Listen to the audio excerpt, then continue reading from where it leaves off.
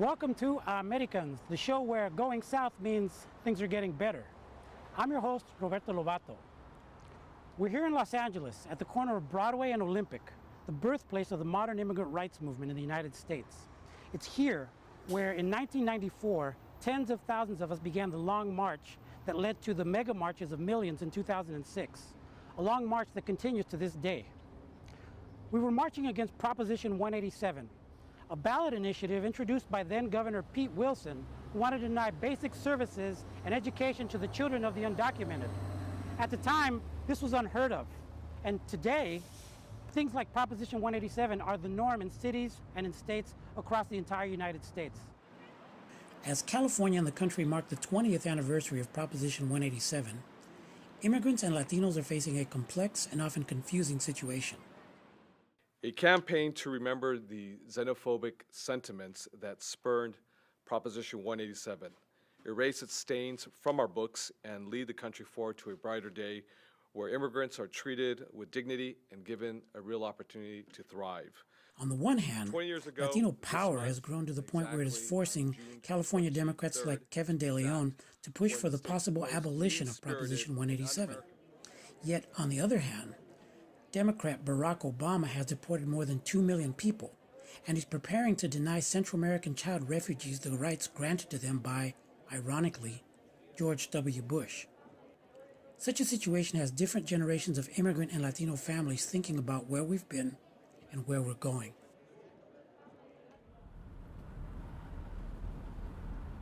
We're on our way to visit the Guevara family. They migrated to Los Angeles because of the war in El Salvador, and they arrived just in time for the beginning of the immigration wars in the United States, Proposition 187. The story of Roxana, Claudia, Jennifer, and Iskai is the story of how the immigration wars have shaped generations of Americans. Hola Roxana, ¿qué tal? Bienvenido. ¿Qué tal? ¿Qué tal? Gracias, gracias. Muchísimas gracias. As you know, we're here to talk about 20 years after Proposition 187. Where are we? Where have we been? Where are we going? So I want to start off with you, Roxana. So you came in 1990, and 4 years later, actually 3 years later, Governor Pete Wilson of California announces that he's going to launch Proposition 187, effectively denying social services and education and other services to undocumented immigrants and their children. Well, I thought that was unfair. We are not here to steal the money of the American people. We are here to make a living. We are here to work hard. We are here to survive. Mm-hmm. I wanted to see a better future. Mm-hmm. And it was really hard. We didn't have the opportunities, and the only thing that I could find at that time was an opportunity to fight for a better future here. Mm-hmm. So to me, it was a natural behavior on my part. You know, mm-hmm. My family was affected by all of the things that were happening mm-hmm. at that time. My family had to be part of the struggle too. And you remember some of the slogans you were telling me that earlier? That do you remember some of the slogans at that time? What were they? Arriba, abajo, Pete Wilson al carajo. And there's also Sacaremos ese güey de la barranca, but which was translated to Sacaremos ese güey de Sacramento. We had to negotiate. What I love about the Guevara story is the way you can see the perennial passing of the political torch from one generation to the next.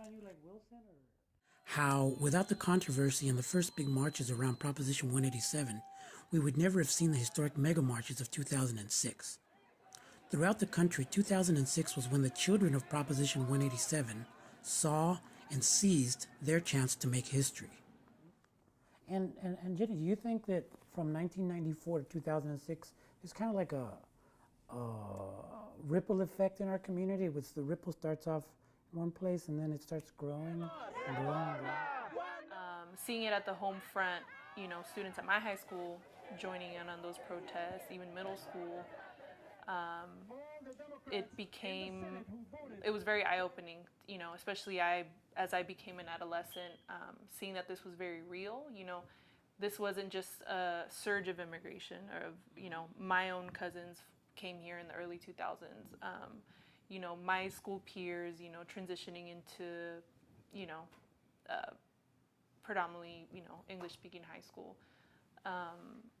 You know, this, yeah, again, it wasn't a one-time thing, and it's still, you know, with the issue with the Central American kids now, this didn't just happen out of anywhere. This has been happening and happening and happening. So, neoliberal. Like immigrants and Latinos throughout the country, Roxana, Claudia, and Jennifer are profoundly impacted by Obama's deportation of 2 million people.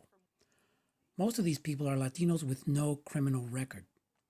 But equally disconcerting to them is the way in which the United States as a whole is treating Central American child refugees. Some of these refugees resemble Claudia's daughter, Ishkai. So as part of the pro-migrant movement, where are we 20 years later? Are we better? Are we worse off? Or is it kind of a mix? How do any of you see it?